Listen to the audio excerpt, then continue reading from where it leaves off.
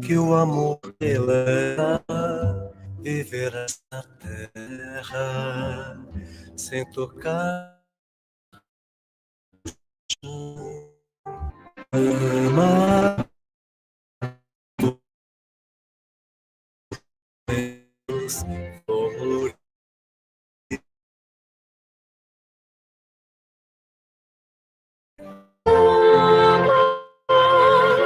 que a natureza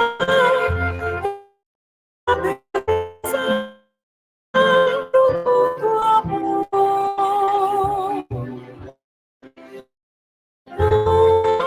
que o amor perdoa e eu perdoa mais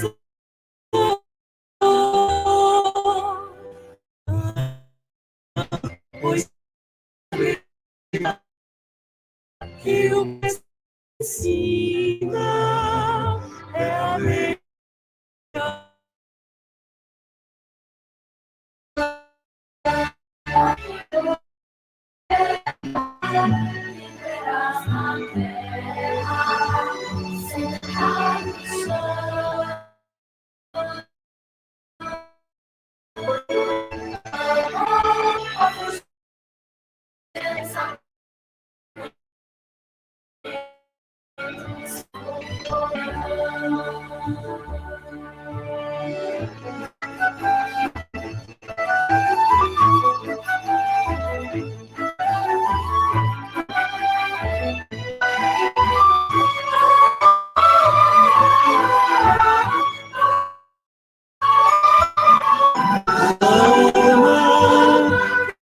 Mais perto é aqui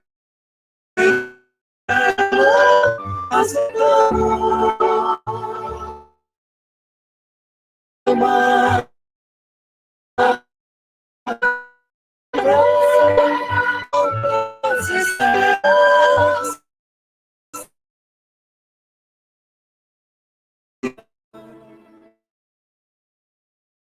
amor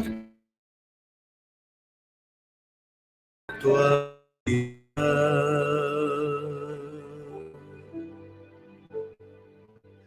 livre a ecoar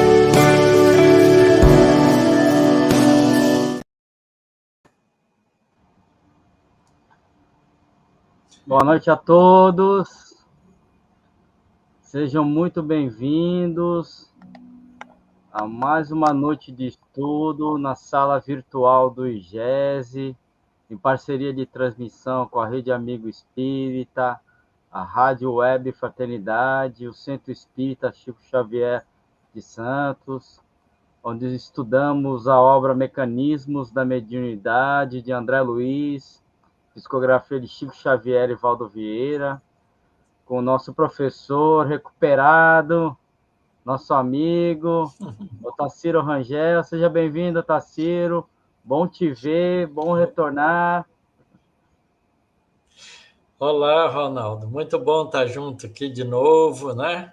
Depois de algumas semanas aí em outras atividades e também enfrentando problemas aí de desafio da vida. Mas estou muito feliz de poder estar aqui de volta com todos vocês, com a Ana, a Elaine, a Osmarilda, a Carmela, o Antônio. Olha, tanta gente legal aqui, né? A Diná, Valéria, Francineide, Maria Lúcia, Marilda, Marcondes, a Maria Amélia, querida amiga, Mara Cristina, Marilda está aí de novo, Ana Prado, Marcos de Carvalho, olha o Marcos aí, Mara Cristina, Simone, Regina, Lurdinha, muito bom, está com todos vocês, com a Ana que está aí nos bastidores. Que Deus ilumine nós todos aqui nessa tarefa de aprender juntos. E que nós possamos, que nem diz a Elaine lá, estar com o senhor por um bom período ainda. Pois é. Né, Eu estudando também essa obra. espero.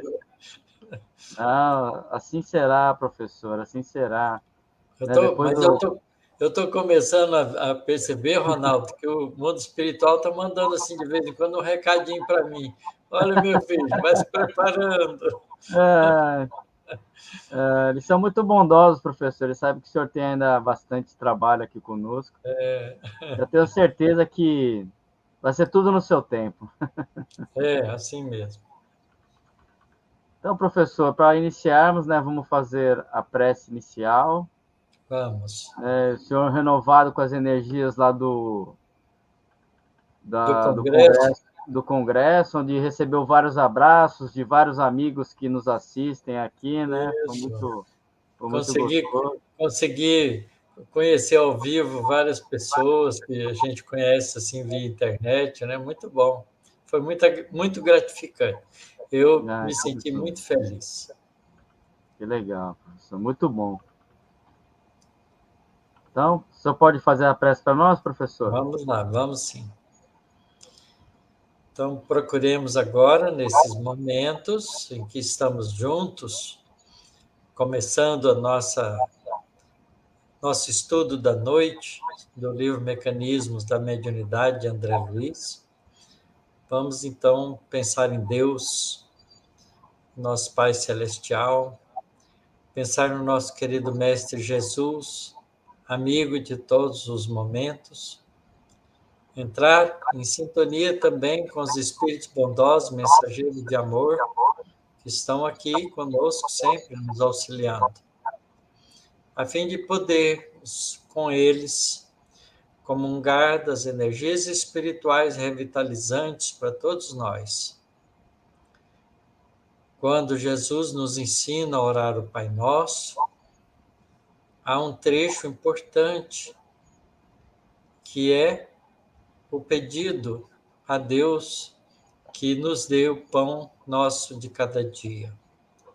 Mas, com a compreensão que já temos, pedimos o pão espiritual que todos nós precisamos, para bem alimentados com os valores positivos espirituais, possamos todos estar em vibrações uníssonas, juntos, com o nosso Pai Celestial, em busca de uma vida melhor, uma vida mais harmônica, mais fraterna, mais amiga no nosso planeta, tão bonito, que Jesus tão bondosamente consolidou para que nós pudéssemos evoluir nele através das inúmeras encarnações que vamos tendo nele desde muitos milhares de anos.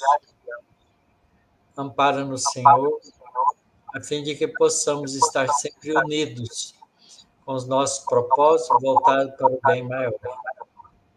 Abençoe nosso estudo da noite, que possamos aguçar o nosso entendimento, afinar melhor as nossas emoções com os valores superiores da vida, para aproveitar bem as lições que hão de ajudar-nos sempre a compreendermos a tua criação e, em harmonia, trabalharmos contigo sempre pelo bem comum. Que assim seja, Senhor. Então, professor, hoje, nós dando continuidade ao estudo, né, o capítulo 14, Isso reflexo aí. condicionado específico. Exato. Nós vimos, né, no capítulo anterior, o André Luiz falando um pouco sobre a hipnose, a ação da hipnose pública, como que as pessoas entram em sintonia com o hipnotizador e como ele pode, com a sua sugestão mental, né, fazer com que as pessoas tivessem comportamentos especiais.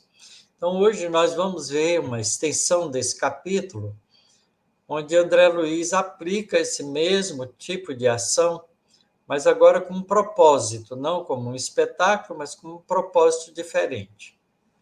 Então, e aí ele vai chamar isso de reflexo condicionado específico, porque vai mostrar como que, através do condicionamento mental, a gente pode criar esse reflexo específico. Então, começamos com a primeira, né, o primeiro texto, chamado Pródromos da Hipnose, o começo da hipnose, a parte inicial da hipnose. Então, diz o seguinte: após observarmos o fenômeno do hipnotismo num espetáculo público, imaginemos agora que o magnetizador seja um homem digno de respeito, capaz de nutrir a confiança popular. Então, o hipnotizador é um homem de bem, um homem de respeito. Suponhamos que seja ele procurado por um cidadão qualquer, portador de doença nervosa, desejoso de tratar-se pela hipnose.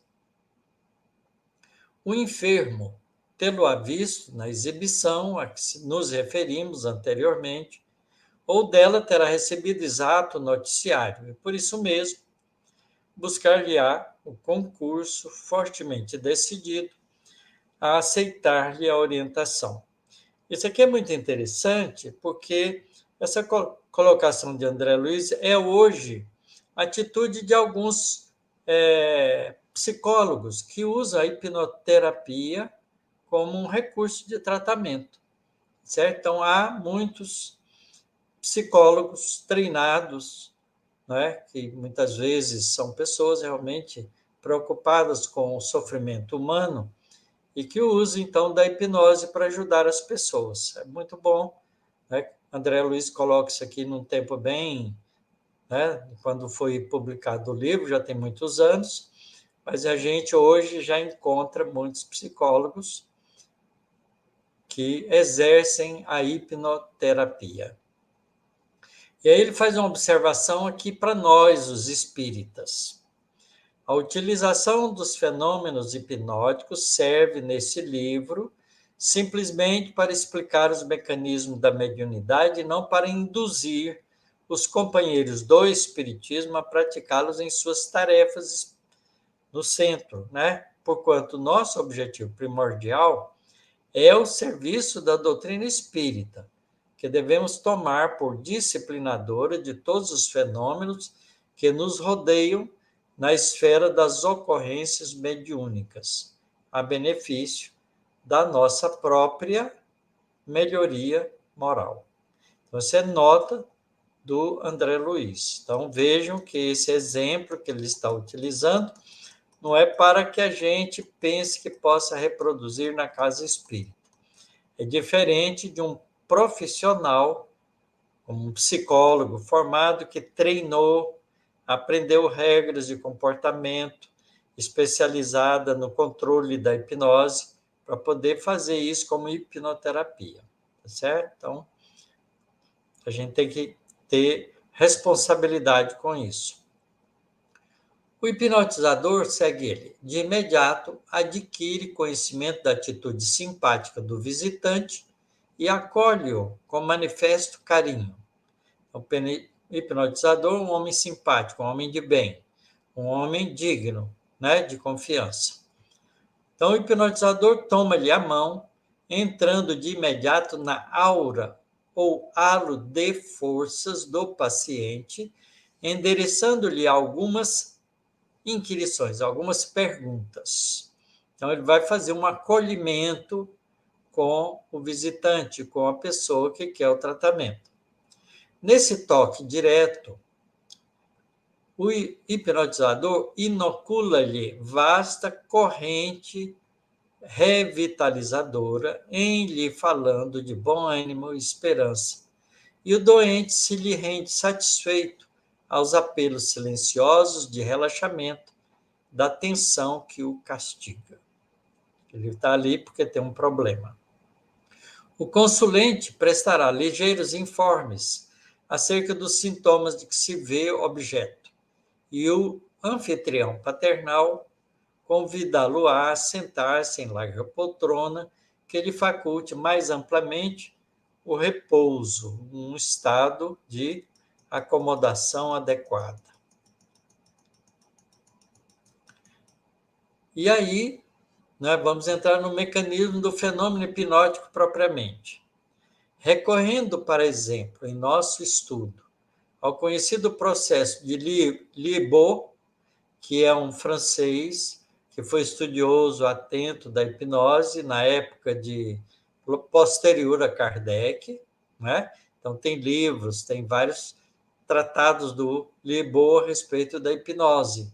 São livros mais antigos, mas ele é uma pessoa base de estudo do hipnotismo.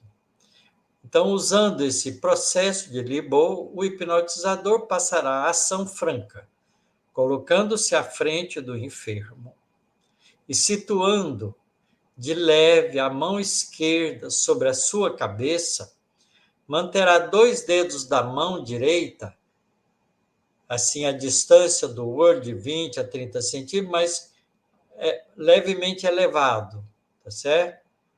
Dos olhos do paciente, de modo a formar com eles um ângulo elevado, compelindo-o, quer dizer, fazendo com que o hipnotizado, aquele que vai ser hipnotizado, a levantar os olhos em atenção a algo laboriosa, com um pequeno esforço muscular, para que ele fixe os dedos por algum tempo. Então, o hipnotizado olha, o que vai ser hipnotizado olha nas pontas dos dedos, não é? Levemente para cima, forçando um pouco o olho para cima. Isso é um processo que gera, não é? Um processo fisiológico que vai ajudar na hipnose. Com esse gesto, o magnetizador estará projetando seu próprio fluxo energético através da ponta dos dedos sobre a epífise do hipnotizado, glândula essa de sua importância em todos os processos medianímicos. Então, para a gente lembrar, no livro Missionários da Luz, há um capítulo importante e depois mais referências, né, que o autor, né, o instrutor do André Luiz, no livro Missionários da Luz, se não me engano é o Alexandre, ele vai explicando o papel da epífise, da glândula pineal ou epífise, que a gente tem no centro do nosso campo cerebral, que a gente tira 2 linhas aqui mais ou menos pelas frontes, uma linha aqui mais ou menos por cima do olho, tá certo? No cruzamento lá dentro, lá em cima, a gente tem uma glândulazinha pequenininha chamada pineal ou epífise, tá certo? Essa glândula, então, quando a pessoa põe os dedos assim, mais ou menos para o alto, ele está projetando um fluxo energético pela ponta dos dedos, como fazem os médiuns quando dão passe, que vai entrar pelo olho, né? Vai penetrar na estrutura mental do paciente e vai atuar na epífise, tá certo?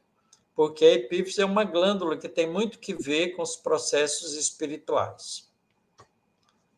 Então, quem quiser pode dar uma relida Missionários da Luz, no capítulo, né? Segundo capítulo do livro. Missionários da Luz, de André Luiz também.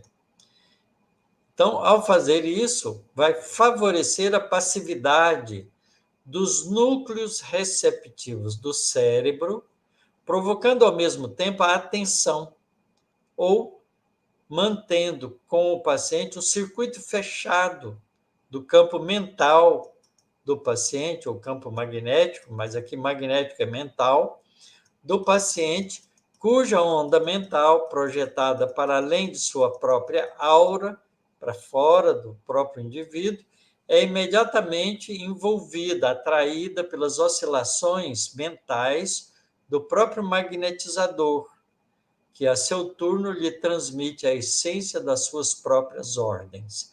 Então, cria um vínculo, né, um circuito mental entre o hipnotizador e o hipnotizado e volta no hipnotizador.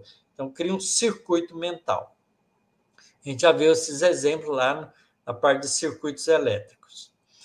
E esse processo, então, vai libertar no cérebro aglutininas mentais do sono. Tá certo? Aglutininas mentais são moléculas especializadas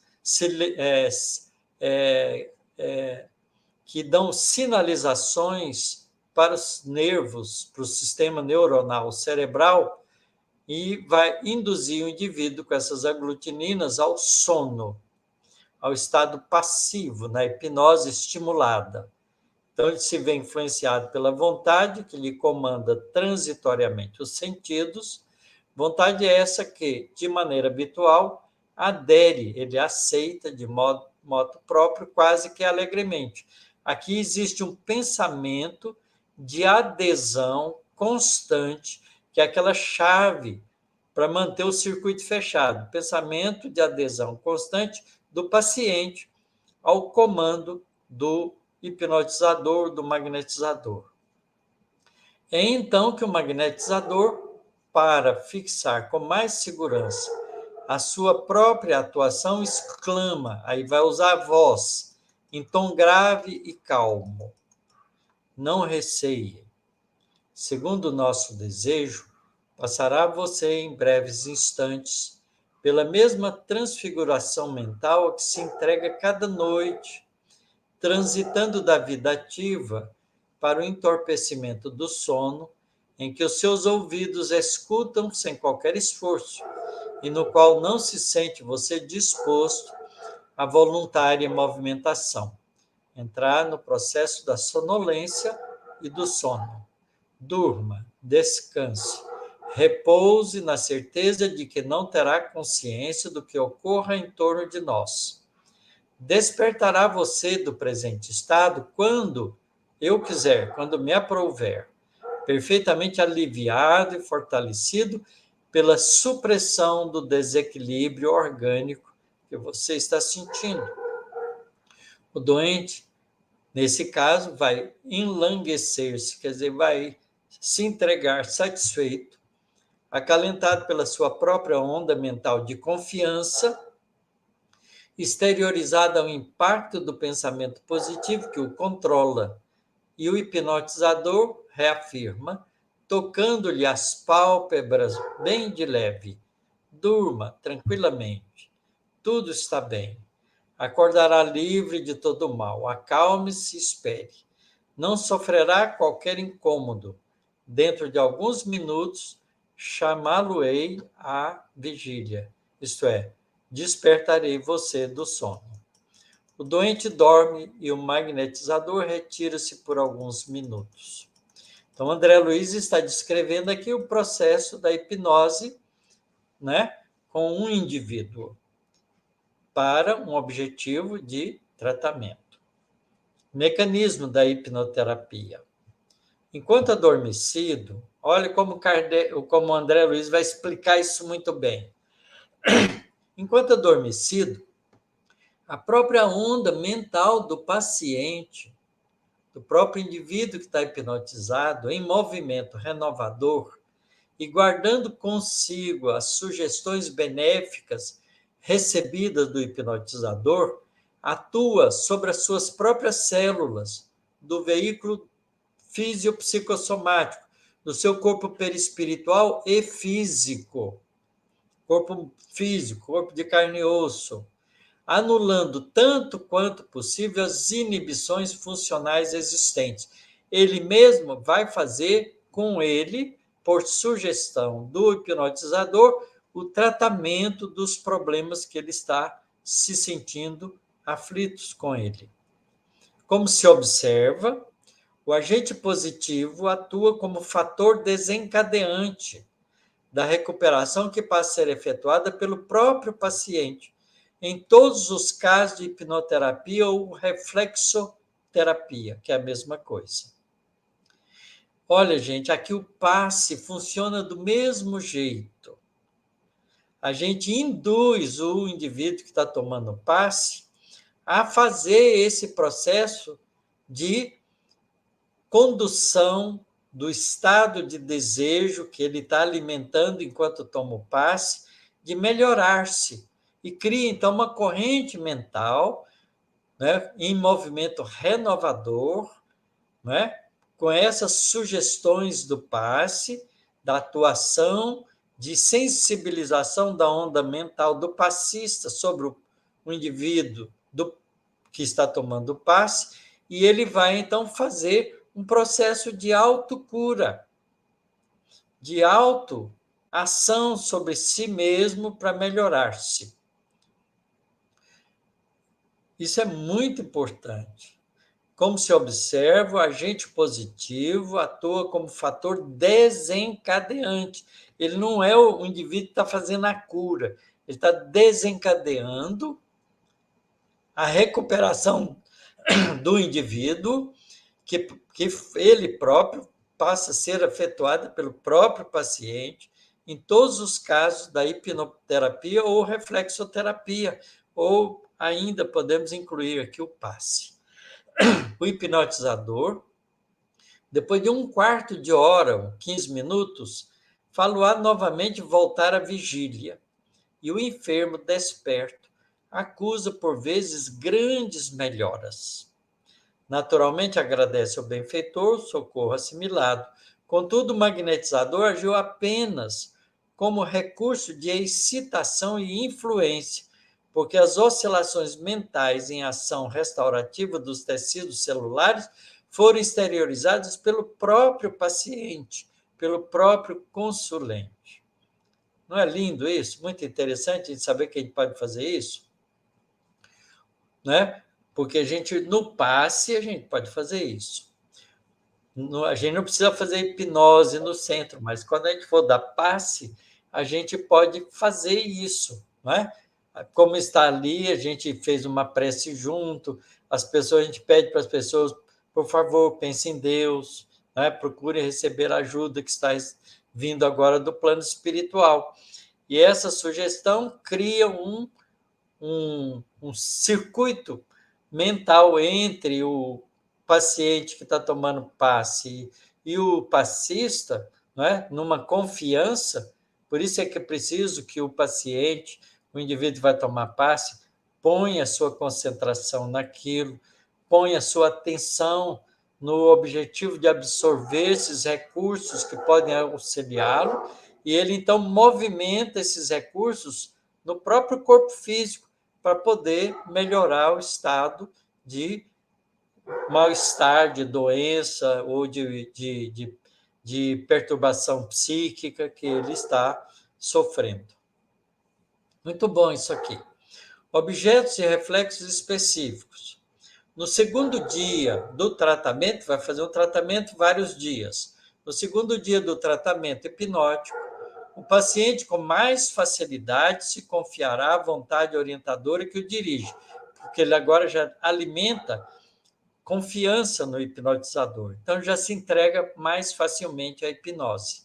Bastar-lhe-á o reencontro com o hipnotizador para entrar no reflexo condicionado criado no dia anterior, pelo qual começa, então, a automatizar o próprio ato de ele mesmo arrojar-se de si mesmo as próprias forças mentais impregnadas das imagens de saúde e coragem, que ele mesmo, então, recorporifica no pensamento, recordando os apelos recebidos no dia anterior, na véspera.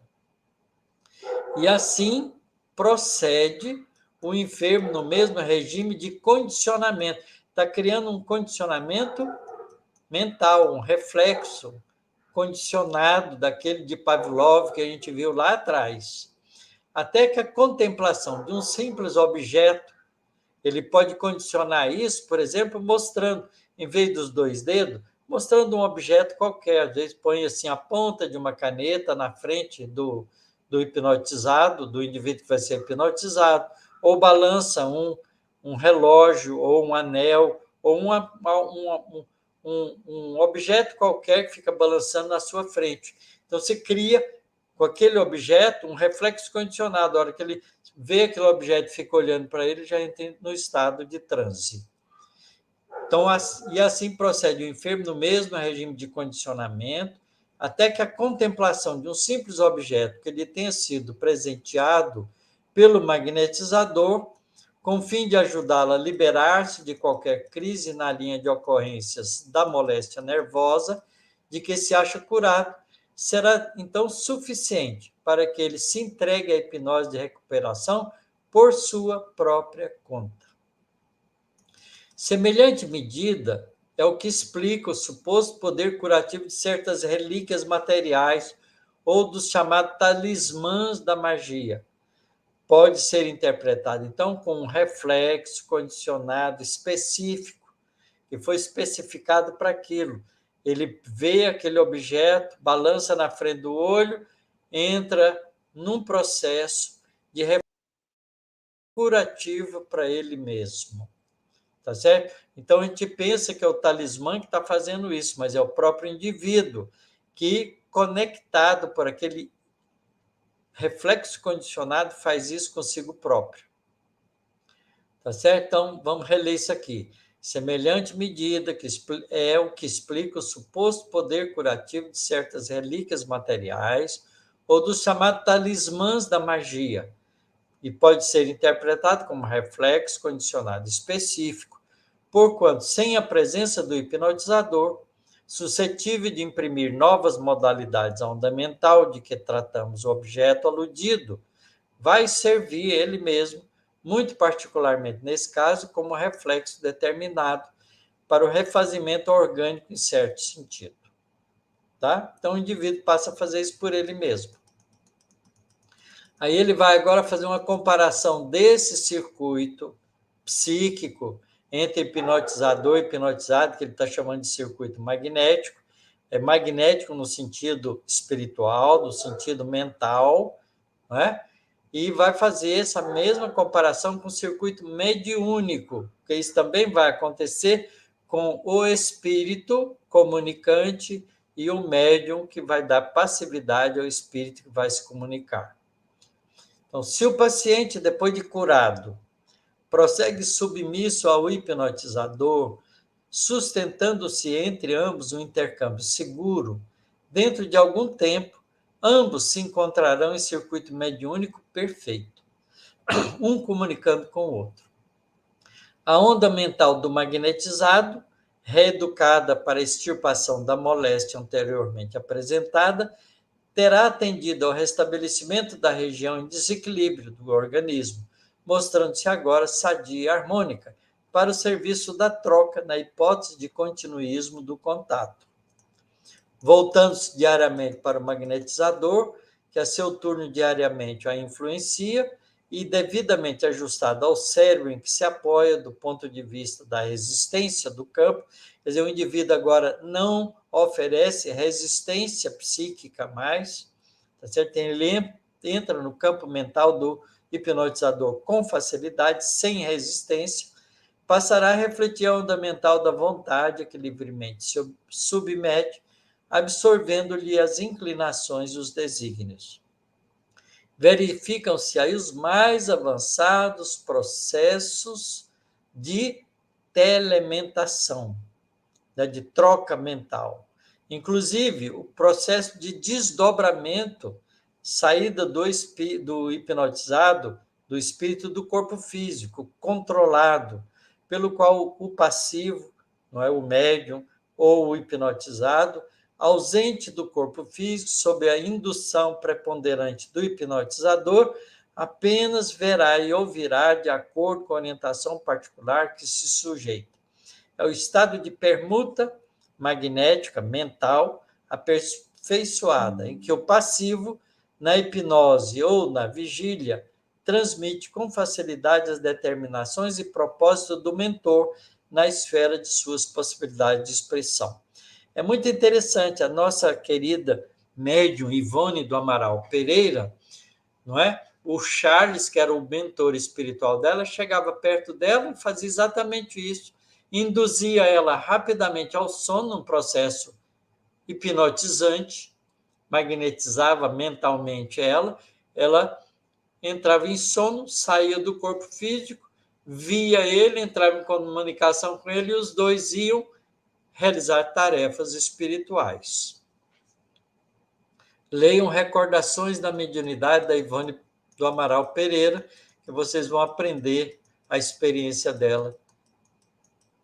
Não é que ela conta exatamente esses resultados aqui que a gente tem. O André Luiz está trazendo para nós. E agora ele vai falar sobre a automagnetização. Nós mesmos podemos fazer isso conosco. Então ele continua. Ainda há que apreciar uma ocorrência importante. Se o hipnotizador não mais tem contato com o passivo, com o hipnotizado, e se o passivo prossegue interessado no progresso de suas conquistas espirituais, este, por si mesmo, consegue, à custa de esforço, por intermédio da profunda concentração das energias mentais, na lembrança dos fenômenos a que se consagrou junto ao magnetizador, cair em hipnose ou letargia, catalepsia ou sonambulismo, ainda pelo reflexo condicionado igualmente específico, afastando-se do envoltório carnal em plena consciência, para entrar em contato com entidades encarnadas ou desencarnadas de sua condição, ou para provocar por si mesmo certa categoria de fenômenos físicos, mediante a aplicação de energia acumulada, com que se explicam as ocorrências do faquirismo. Os faquires orientais faziam isso, nas quais a própria vontade do operador, parcial ou integralmente separado do corpo somático, exerce determinada ação sobre as células físicas e extrafísicas, sobre o próprio corpo perispiritual, estabelecendo acontecimentos inabituais, diferentes, não é? Que a gente não está acostumado, para o mundo rotineiro dos 5 sentidos. Então, veja que capítulo interessante. Nós todos nós podemos fazer isso durante o sono físico. Quando a gente vai dormir, a gente pode fazer isso conosco, não é? Fazer uma concentração mental, não é? Se preparando para o sono, entrando em sintonia com os espíritos bondosos, mensageiros de Jesus, nosso anjo de guarda, não é? Nossos espíritos familiares bondosos, para que, ao sairmos do corpo físico, no estado de sono, induzido pelo nosso desejo de dormir, a gente, então, vai com eles ter atividades espirituais construtivas, aproveitando as 7, 8 horas de sono nosso no mundo espiritual, enriquecendo-nos de valores espirituais para toda a vida. Eu posso afirmar para vocês que eu faço isso, eu me esforço para fazer isso sempre.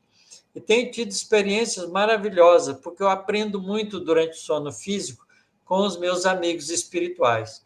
Não só aprendo com o estudo da doutrina espírita, mas também aprendo com eles no mundo espiritual enquanto estou em sono.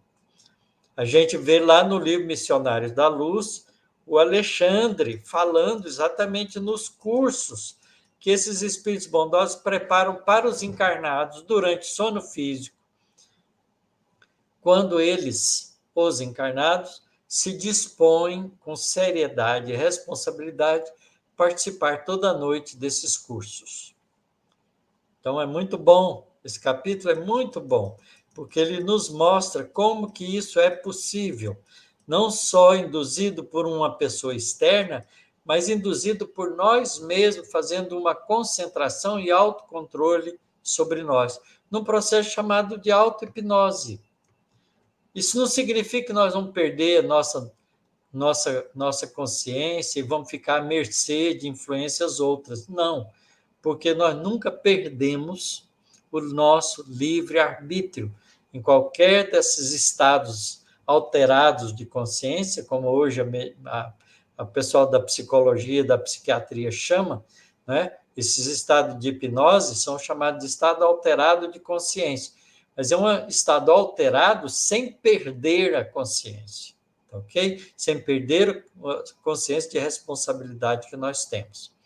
Então, vamos lá, vamos conversar a respeito desse capítulo, que ele é muito bom.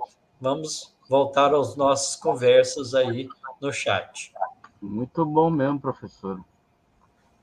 Tem uma pergunta aqui que a Ana Sintra colocou logo no começo, quando o senhor falou da glândula da epífise, né? Sim. Ela colocou, professor, a epífise é a mente espiritual? Não, é um órgão biológico do corpo físico. Mas a epífise é um órgão biológico do corpo físico que tem um contato íntimo com o centro de força coronariano do corpo perispiritual, que está sob o comando do espírito. Então, o espírito, através do perispírito, com as conexões que os centros de força do corpo espiritual têm com os centros de nervosos do nosso corpo físico, transmitem as ordens do mundo mental para o mundo físico. Então, a epífise, a gente tem sempre a tendência de colocar, não é, os nossos recursos como espírito no corpo. Não, o corpo é só instrumento. Tanto o corpo físico quanto o corpo espiritual são instrumentos de manifestação do espírito propriamente dito, que é a mente, é o ser que pensa, que sente, que quer, que tem memória. É o espírito que tem todos esses predicados. Só que ele manifesta esses predicados através de uma estrutura organizacional, feita com o corpo perispiritual no mundo espiritual e, quando encarnado, através do corpo perispiritual no corpo físico, através dos centros nervosos do corpo físico e do sistema glandular do nosso corpo físico. Portanto, a epífise está conectada com o centro de força coronariano, ou chakra coronariano, do corpo perispiritual, que está a serviço do espírito propriamente dito. Espero que tenha ficado claro, Ana. O professor Adiná, aquela hora que o senhor comentou da Ivone, né? Ela colocou assim, a troca mental do Chico Xavier e do André Luiz. Exatamente, do mesmo jeito. Isso no Sabe que o caso... André Luiz, deixa eu dar uma informação aqui, Diná, muito importante. O André Luiz, para poder ter liberdade de ação no uso da mediunidade do Chico Xavier, passou 700 dias treinando com ele, fazendo esse processo aqui de hipnose, né, descrito aqui, para poder criar, junto com o Chico Xavier, os reflexos condicionados mentais para que ele pudesse comunicar-se com plenitude através da mediunidade do Chico Xavier. 700 dias. Foi mais de 2 anos de treinamento. Então, ele não pensa que um espírito chegou, já pode ir falando com o médium. Não é bem assim. É preciso ter uma afinidade, principalmente quando o trabalho vai ser realizado prolongadamente. Numa comunicação mais rápida, como a que acontece nas reuniões mediúnicas de tratamento, de auxílio espiritual, não é? O espírito que se liga ao médium já foi, de alguma maneira, induzido a se aproximar dele, daquele específico médium, porque tem mais sintonia com o espírito. Às vezes, os instrutores espirituais da reunião levam o espírito durante o dia ou 2, 3 dias anterior para a casa do médium, para que o espírito conviva com o médium alguns dias, para depois ter facilidade de comunicação na reunião mediúnica. É preciso desse processo de reflexologia, de hipnoterapia, entre aspas, para poder criar o vínculo de comunicação. Já que o senhor entrou nessa questão, né, do treino que o Chico fez com o Emmanuel, já fica André aqui, Luiz, com o André Luiz, já fica a pergunta da Olga aqui, ó. Fiquei com uma dúvida. Qual o objetivo desse capítulo em relação à mediunidade? O senhor já meio que respondeu, né? está respondido, não é, Olga? Porque o que ele está querendo é explicar o fenômeno para a gente, para que a gente não pense que a mediunidade é uma coisa trivial. O espírito chegou e comunica. Não é assim que funciona, não. Há um processo de conexão mental entre o espírito comunicante e o médium. E para isso é preciso desse mecanismo semelhante ao que acontece na hipnose. Por isso que ele coloca isso aí, para que a gente tenha esse entendimento que é um processo elaborado. Não é um processo improvisado, é um processo elaborado. A Diná já está agradecendo. Obrigado, sempre me orientando. Aí, professor, tem uma pergunta aqui da Olga também. Ela colocou assim: é possível o magnetizador não conseguir hipnotizar alguém? E sim, por quê? É sim, Olga. Ele não magnetiza quem ele quer. É o problema do espírito que vai se comunicar por médium. Ele escolhe o médium mais adequado para ele, que tenha mais afinidade com ele. Porque é preciso, veja bem que é preciso do passivo ou daquele que vai ser hipnotizado o pensamento de aceitação.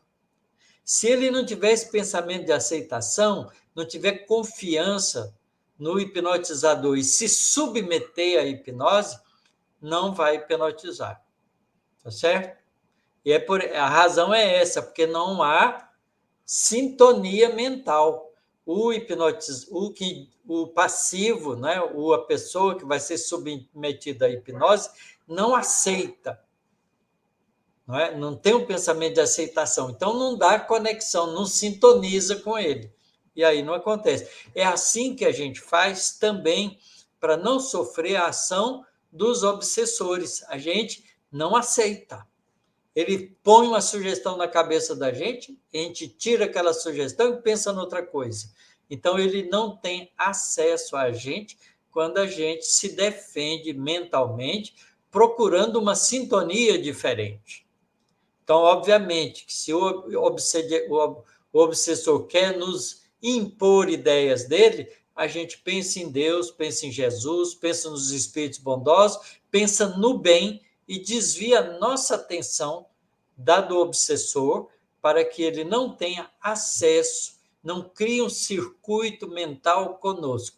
Aí, quando a gente entra em sintonia com ele e aceita, aí a obsessão se faz presente.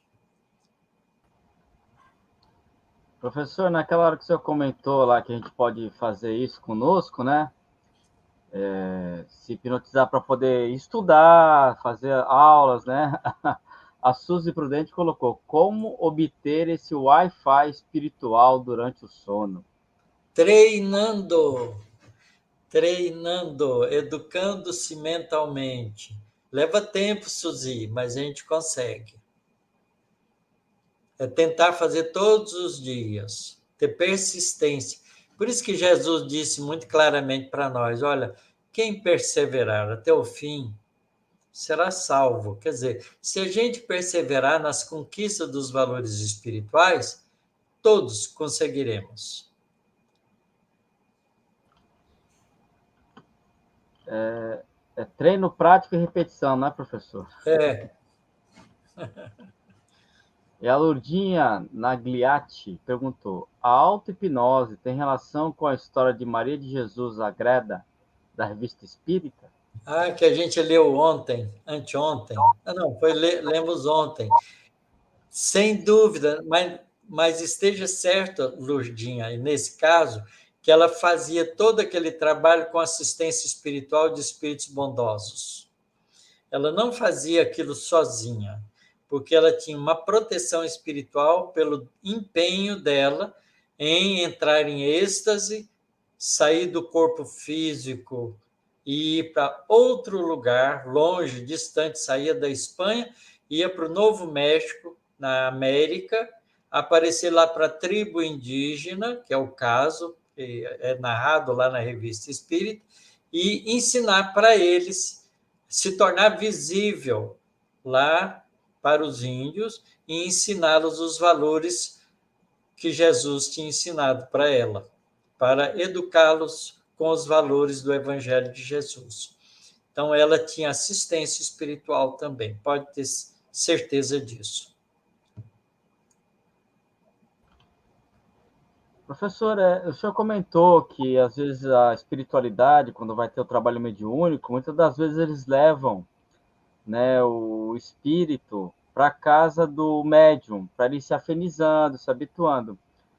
Às vezes, como a gente ouviu no centro, que as pessoas falam que teve algum mal-estar, passou mal, é devido a essa influência que vai acontecendo. Exatamente. Quando o médium tem uma percepção mais aguda, ele até vê o espírito, até percebe o espírito na sua casa. Então, ele se prepara para isso. Vocês não pensem, meus amigos, todos que estão me ouvindo, que mediunidade só exerce durante a reunião mediúnica, quando a gente vai para o centro. Não é nada disso. Mediunidade é todo o tempo. E quando a gente precisa ajudar um espírito, e a gente pode ter um recurso para isso, e a gente se dispõe corajosamente a isso, então os espíritos bondosos, nossos guias espirituais, utilizam de nós para isso, não é? Para ajudar outros espíritos que precisam de ajuda, e levam para a nossa casa. E a gente, então, sempre, às vezes, um mal-estar, uma coisa que não sabe de onde que veio, que está ali, parece perturbando, tirando assim a nossa tranquilidade, mas é a presença daquele espírito que já está tentando sintonizar-se conosco para que no dia da reunião mediúnica, um dia, 2 dias depois, que a gente, ao entrar na sala mediúnica, sentar ali e se preparar, o espírito vai ter condições de se manifestar e aí receber, através da mediunidade, a ajuda que ele precisa. Então, muitas vezes isso acontece. Nós temos no nosso grupo uma médium que ela tem evidência, e muitas vezes ela vê o espírito na casa dela. Olha, eu estou trazendo um espírito que tem 2 dias que está na minha casa. Ela chega na reunião já dizendo isso. Tem que estar bem preparado, né, professor? Para Tem, poder.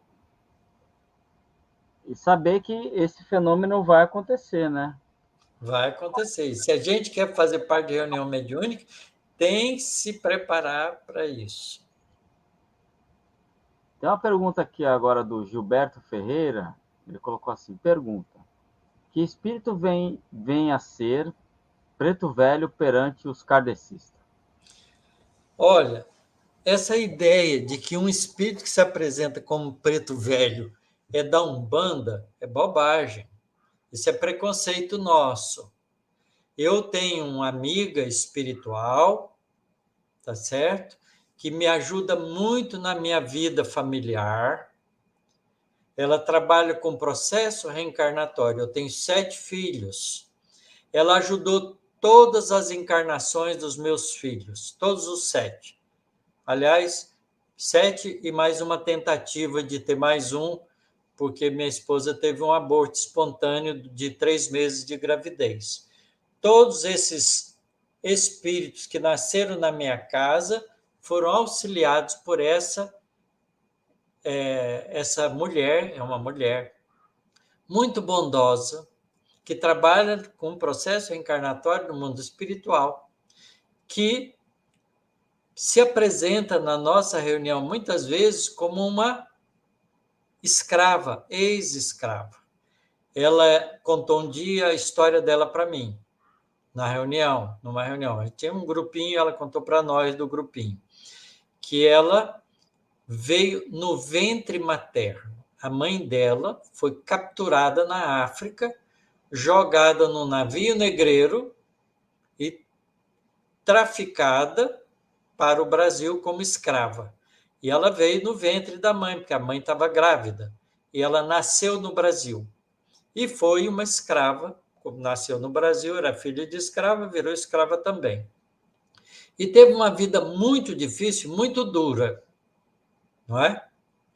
E aí ela aprendeu muitas coisas importantes. E ela disse para nós na reunião que essa experiência reencarnatória dela foi fundamental para ela aprender a lição de humildade. Agora, vocês não pensem que um espírito que vem assim, porque nasceu negro, sempre foi negro na África. Isso é bobagem. Muitos espíritos nasceram em tribos africanas no processo da escravidão, vieram para cá em processos kármicos. Esse espírito que eu estou falando para vocês, que se apresenta como uma preta velha na reunião mediúnica, ela também já foi uma mulher muito importante antes de ser escrava. Na Espanha, foi uma mulher culta, cheia de entendimento e cultura, e atuava no movimento político da Espanha. Tá certo? Então, depois ela nasceu como escrava.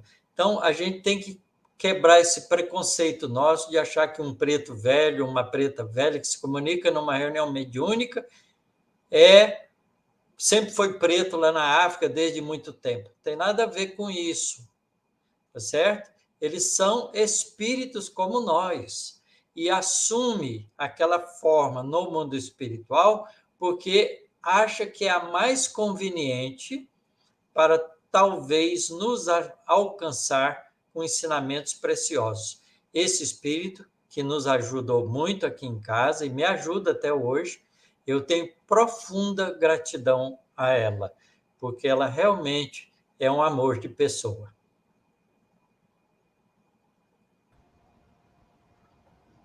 E o Gilberto, professor, ele acabou colocando outra pergunta aqui, ó. Por que a maioria das casas espírita mesa branca não vem como espírito de luz? Como é? Por que a maioria das casas Casas espíritas... espíritas mesa branca não vem como espírito de luz. Olha, primeiro deixa eu desmistificar um pouco de coisa aqui. Deixa a pergunta aí no ar, tá? Mesa branca não é um nome que a doutrina espírita dá para qualquer reunião mediúnica. No meu grupo de mediúnico, a nossa mesa lá é de madeira e não tem pano nenhum em cima. Então, ela não é mesa branca. É qualquer cor, tá certo? Então, isso é preconceito também imposto, né? Ou por espíritas que estudam pouco a doutrina espírita, ou por outras correntes religiosas que praticam a mediunidade, que querem distinguir o fato de que a gente faz sempre uma reunião mediúnica em torno de uma mesa, porque a gente gosta também de psicografia. E fazer psicografia sem mesa é muito difícil, não é? Porque as reuniões mediúnicas, por exemplo, de Umbanda, de outras correntes religiosas, não é? Elas fazem num terreiro, porque elas não é, num ambiente aberto, sem objeto nenhum em volta, porque eles misturam no processo da transição mediúnica, às vezes canto, às vezes dança, porque eles fazem isso como um costume afro-brasileiro, costume trazido pelos escravos da África, que faziam o culto religioso deles aqui no Brasil, né, nas senzalas, onde eles podiam, né, tinham permissão dos brancos que os escravizavam para fazer as suas reuniões. Isso virou um costume popular, uma corrente religiosa no Brasil, afro-brasileira, tá certo? Isso é uma coisa, mas quando qualquer reunião desse tipo, que envolve a mediunidade, é feita com sinceridade e honestidade, de propósitos para o bem, os espíritos de luz estão ali juntos, trabalhando, auxiliando. Vocês não pensam que Bezerra de Menezes, não é? Emmanuel e outros espíritos dessa natureza, não é? Não davam e não dão assistência a reuniões mediúnicas de correntes africanas. Dão, sim, principalmente aquelas que estão reunidas ali para fazer o bem, para ajudar as pessoas. Do mesmo jeito que vai na Igreja Católica e abençoa, não é? As hóstias no momento da comunhão para beneficiar as pessoas que acreditam naquilo, que querem receber o auxílio espiritual vindo dos santos. Não é como o André Luiz descreve num dos seus livros. Ele frequenta uma igreja católica durante uma missa e vê os espíritos bondosos fluidificando as hóstias no momento da comunhão. Então, a ajuda espiritual não tem preconceito. Ela é baseada na sinceridade e honestidade dos corações que estão ali reunidos. Tá certo? Então, espírito de luz, meu caro amigo que perguntou, o Gilberto, né? Não sei quem foi, o Gilberto. Os espíritos de luz vêm em todos os lugares que têm seriedade de comportamento. Não importa a denominação religiosa. Muito bom, professor. Professor, não temos mais perguntas no chat, né? A Diná já está aqui, noite iluminada, com tantos esclarecimentos, gratidão. O Robson também está aqui, gratidão, professor e Ronaldo. O Robson. É o Robson Bin, né? É o Bin. A Marilda Leite acho que colocou essa descrição que o senhor dá, que foi no livro Libertação, né, do André Luiz. Certo.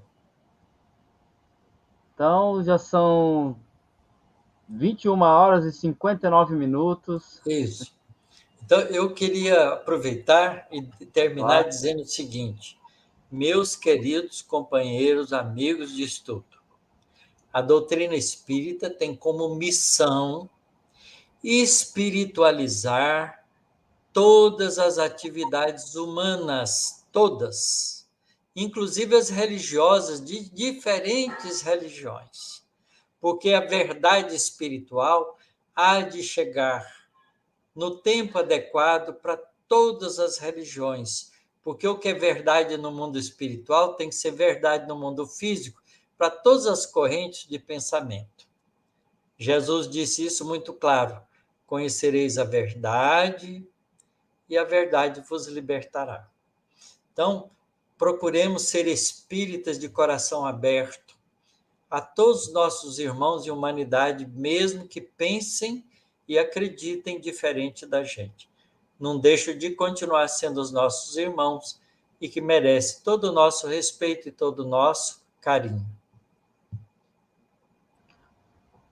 Professor, uma vez eu estava ouvindo um podcast, aí a moça falou lá que a doutrina espírita, ela não é a religião do futuro, mas será o futuro de todas as religiões. Isso, exatamente porque a doutrina espírita não é uma religião por simplesmente. Ela é o conjunto dos ensinamentos, das leis espirituais que nos governam e das leis que faz interagir o mundo espiritual com o mundo físico. Portanto, são leis da natureza. Não é? A gente é que fica preocupado achando que a doutrina espírita é religião. Ela tem o caráter religioso, mas ela é uma doutrina, tríplice, científica, porque usa os fatos de interação com o mundo espiritual, através dos recursos da mediunidade, não é? Tira dessas interação com o mundo espiritual o conhecimento da realidade espiritual e do objetivo da vida terrena, portanto é filosófica, e relacionando as leis de responsabilidade, as leis morais, deixa ver claramente as consequências religiosas, porque tudo aquilo que a gente faz, a gente é responsável. Portanto, a nossa ligação com o mundo espiritual é também uma ligação com o nosso Pai Criador. Portanto, a moral da doutrina espírita é a mesma moral do cristianismo, do Cristo. Mas a ciência e a filosofia adianta para nós uma realidade do mundo espiritual mais palpável, mais abrangente. Portanto, é o futuro das religiões, porque as religiões vão ter que aprender toda essa espiritualidade, todas elas. Muito bom, professor. Olha, professor, é só gratidão por mais uma noite de estudo. O pessoal realmente está profundo ensinamento. Acho que foi um retorno muito gratificante para todos, né? O professor com saúde, né? A nossa continuidade do estudo. É isso aí, gente. A minha O saúde não está lá Fernando. grande coisa, não, mas enquanto eu tiver ela, eu vou em frente. E vocês me ajudam muito, porque as energias de vocês me mantêm em forma. Obrigado. Tem uma pergunta aqui da Diná. Dá tempo, professor, de responder? Dá sim. Vamos colocar aqui, então. Ela pergunta: o Haroldo está correto quando diz que se não houver intervenção dos espíritos, acabará em 40 anos a doutrina espírita? Não, eu não. Essa é uma frase que ele disse, mas eu não estou muito de acordo, não, Diná. Eu acho que a doutrina espírita é dos espíritos. O que nós fazemos com ela é problema nosso, responsabilidade de cada um. Mas o movimento espírita no Brasil tem muita gente boa, tem muita gente séria, tem muitos centros espíritas sólidos, trabalhando no bem. Então, eu não acredito, não é que a gente vai, como todo mundo, desviar dessa tarefa. O que vai acontecer é que os que desviarem ficam com a responsabilidade disso. Mas a todos aqueles que não se desviarem, continuarem firmes nesse propósito de amor, de construção de um mundo melhor, vamos em frente junto. Os espíritos estão aí nos ajudando a fazer isso, nós não estamos sozinhos. Portanto, eu não me preocupo com isso, não. Eu acho que a gente precisa aprender a interpretar a doutrina espírita nos nossos atos de amor, como recomenda Jesus. A Alga colocou até aqui, ó, ele falou do movimento e não da doutrina. Mas o movimento, a gente pensa que o movimento está na mão de alguns poucos, e não está, está na mão de toda a casa espírita que trabalha em silêncio, que trabalha humildemente, que trabalha com responsabilidade e seriedade, não é? Então, o que aparece na TV, o que aparece nas lives, o que aparece, não é, na mídia, não é o movimento espírita, são as pessoas, não é, que estão utilizando da doutrina espírita, muitas vezes para aparecer vaidosamente. Tá certo? Então, se vocês observarem nos meus atos aqui, nesse trabalho que a gente está fazendo junto, algum sentimento, alguma atitude de exibicionismo, de vaidade, por favor, me puxem a orelha. Me ajudem. Foi o Emmanuel que falou para o Chico uma vez, né? Se você vê algo que eu faça que vá contra Jesus e Kardec, me deixe e fique com Jesus e Kardec. Não foi o Emmanuel que falou para o Chico, professor? Pois é, porque, na verdade, a gente pensa que o movimento espírita é a voz de um ou outro indivíduo que aparece muito, que a gente toma como líder. Olha, o nosso líder, sabe quem é o nosso líder? Jesus e Kardec. O resto é tudo aprendiz. E tem muito aprendiz vaidoso falando bobagem por aí. Paciência, a gente tem que ter compreensão com eles. Que nem eu estava ouvindo no podcast de Paulo Estevam, né? Tem uma hora que Pedro fala que se Paulo fosse... O Paulo estava voltando para a casa do caminho e queria encontrar Pedro, né? E os apóstolos. Aí ele falou, se ele está querendo fazer isso, ele é mais desgraçado, precisa mais de ajuda do que antes. Isso. Né?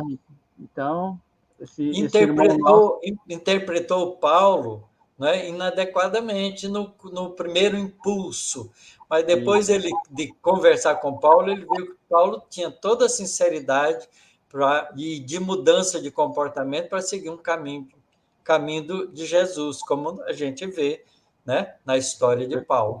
Então, é isso que a gente não pode fazer, ficar julgando os outros.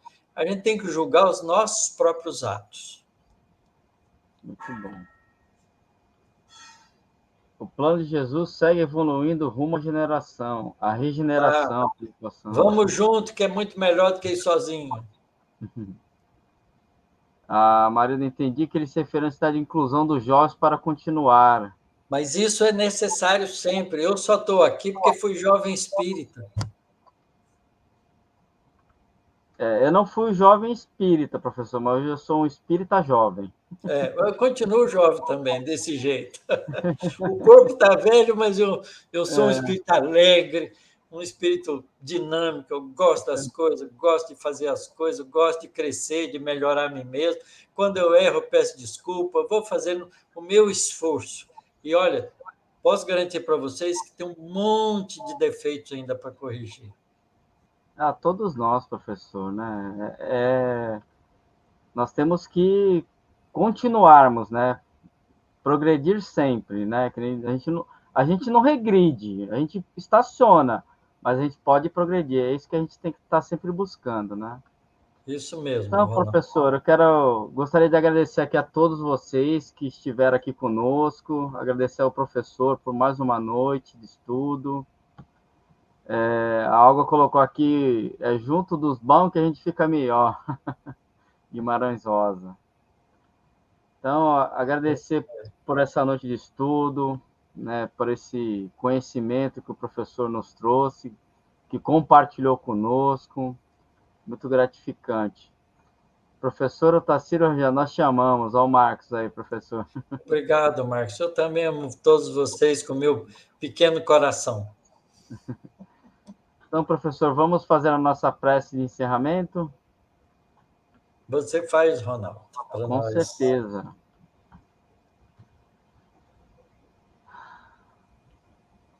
Então, unidos nestas vibrações amorosas que emanam do alto, abastecido desses ensinamentos aqui deixados, passados pelo nosso irmão, Otacílio Rangel, que possamos levar nosso pensamento a Deus, nosso Pai, a Jesus, nosso Mestre, nosso irmão, nosso modelo e guia, a toda espiritualidade bondosa que ampara este trabalho, que sempre está conosco, agradecendo mais uma vez por esta reunião, por esta oportunidade. Ampara, mestre querido, a todos os nossos irmãos, encarnados e desencarnados. Ampara todos aqueles que ainda não conseguiram entender a sua mensagem, mestre, de amor, de benevolência, de misericórdia. Que nós juntos possamos vibrar por todos esses nossos irmãos e por nós mesmos. E que juntos possamos a cada dia nos melhorar como espírito que somos, rumo a um mundo de regeneração, sabendo que dependerá das nossas ações, das nossas atitudes. Que possamos, ao longo desta semana, trabalhar em nós tudo aquilo que hoje aprendemos. E que possamos, na próxima sexta-feira, estarmos juntos novamente para mais uma aula, mais uma noite de estudo. Que assim seja. Assim seja. Boa noite a todos. Fiquem com Deus todos. Fiquem com Deus e até a próxima sexta-feira. Um abraço, um grande abraço a todos. Até logo, professor. Muito obrigado. Eu que agradeço sempre.